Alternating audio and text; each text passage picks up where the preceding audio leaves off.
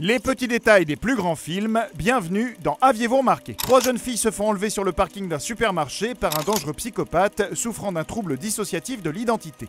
Kevin est partagé entre 23 personnalités distinctes et une 24e qui est sur le point de se réveiller. Avec Split, on retrouve M. Night Shyamalan au top de sa forme avec un thriller plein de petits détails. Il est déjà intéressant de noter qu'après une série de films à gros budget, Shyamalan revient à des films plus modestes avec ici 9 millions contre 75 millions pour Incassable ou 150 pour Le Dernier Maître de l'air par exemple. Il a d'ailleurs fait appel à un jeune chef opérateur qui a connu le succès sur un autre film à petit budget, le talentueux Mike Dioulakis qui a filmé It Follows. L'inspiration derrière le personnage de Kevin est bien réelle puisqu'il se base sur Billy Milligan, un homme qui avait lui-même 24 personnalités dont certaines ont commis de véritables crimes. Certaines avaient un accent, un sexe ou un âge différent, d'autres parlaient carrément une langue étrangère. Son histoire a été racontée dans un livre par Daniel Keyes, qui pour la petite histoire avait travaillé avec Stan Lee chez Atlas Comics, le prédécesseur de Marvel. Quant au nom Kevin Crumb, c'est un hommage direct au dessinateur de bande dessinée Robert Crumb, dont l'œuvre a également influencé Shyamalan pour ce film.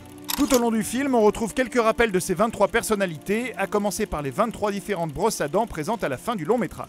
Les génériques de début et de fin se multiplient en 24, prenant en compte la dernière personnalité de la bête.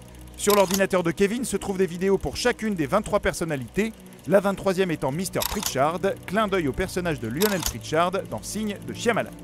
Et malgré le fait que Kevin a 24 personnalités, seules 8 d'entre elles sont montrées à l'écran, ce qui est déjà pas mal pour un seul acteur. James McAvoy jouait d'ailleurs le professeur Charles Xavier dans la prélogie de X-Men, le père de David Haller, alias Légion, un mutant souffrant justement de troubles de l'identité qui a eu droit à sa série en 2017.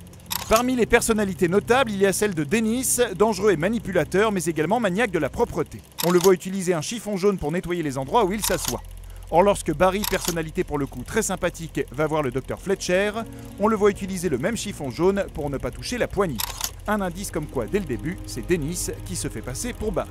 Notons au passage que le plan dans la cage d'escalier du docteur est un hommage à un plan similaire de Sixième Sens de M. Night Shyamalan, et le nom du docteur Fletcher était également le nom du docteur interprété par Mia Farrow dans Zelig de Woody Allen, un faux documentaire sur un homme dont la personnalité s'adapte à son environnement. On a également noté 2 références à 2 films d'Hitchcock traitant des troubles identitaires. Lorsque le personnage va dans une galerie d'art qui reflète le thème du film, cela rappelle Sueur froide, tandis que la présentation très graphique de la séquence titre est un hommage au travail de Saul Bass sur Psycho. Toujours en rapport avec les multiples personnalités, la fleur dans la salle de bain est de la famille des Protéas, qui tiennent leur nom du dieu grec Protéus, qui pouvait changer de forme à sa guise. Quant à Hedwig, la personnalité du petit garçon, il dit adorer Kanye West, un petit clin d'œil de la part de Shyamalan au chanteur qui avait lui-même fait une référence à Incassable dans sa chanson Through the Wire. Ce qui nous amène à la filiation entre Split et Incassable, confirmée par la scène finale de Split, révélant David Dunn alias Bruce Willis, apparemment déterminé à poursuivre Kevin. Shyamalan a affirmé avoir déjà écrit le personnage de Kevin pour le film Incassable, avant de se décider à l'enlever.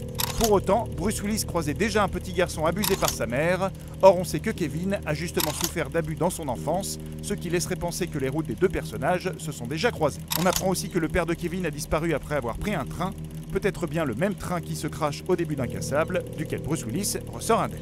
Les similitudes entre les 2 films commencent d'ailleurs dès l'affiche, qui reprend le même verbe brisé que celle du film sorti en 2000. Les 2 films ont lieu dans la même ville de réalisateur, Philadelphie. La scène du fusil dans la forêt rappelle beaucoup celle durant laquelle le fils de David Dunn a un pistolet dans la cuisine de Incassable, et on retrouve même certains codes couleurs dans les vêtements, le violet pour les antagonistes et le vert pour les 2 héros. Et comme le héros d'Incassable, David Dunn, Casey Cook de Split a des initiales qui commencent par la même lettre, une grande tradition dans les comics avec des personnages comme Peter Parker, Bruce Banner, Matt Murdock, Lois Lane, Lex Luthor, etc. Dans Incassable, la mère d'Elijah Price décrivait une créature poilue aux longs doigts comme le vilain soldat qui se bat avec le héros avec ses mains, tandis que son arc ennemi l'affronte avec son esprit. Si l'arc ennemi s'est avéré être Price lui-même, le monstre en question est sans nul doute celui de Split. Enfin, on notera que les derniers mots prononcés dans ce film et dans Incassable sont les mêmes, Mr. Glass, ce qui annonce un 3e film intitulé Glass, promis par Shyamalan pour 2019. Et on vous a gardé le traditionnel caméo de M. Night Shyamalan pour la fin, ici en tant que Jay, le concierge amateur de fast-food du Dr. Fletcher. Mais ça bien sûr, vous l'aviez remarqué, non ?